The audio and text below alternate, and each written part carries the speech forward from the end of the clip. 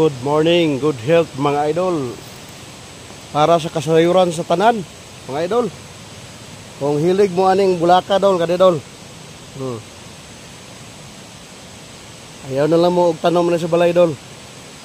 Kay kada siya dol mao ni pinaka poisonous nga tanom or bulak.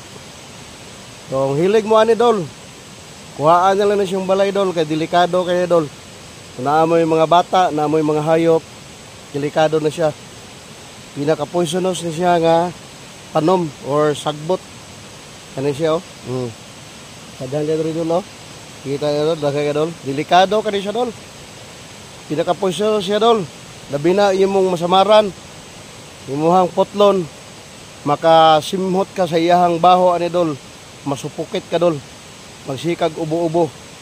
Nya delikado kayo ang masubrahan ka og katimaho sa ihang baho ani idol, makahilo na siya idol. Okay, sa tong hilig og bulak ngayon ay na lang ni ibutan sa inyong balay kay delikado sa inyong bata, delikado sa inyong mga hayop. Kuha na siya, very poisonous nga tanom. So katulang do, alang lang sa kasayuran sa tanan, makahilo na siya. Salamat.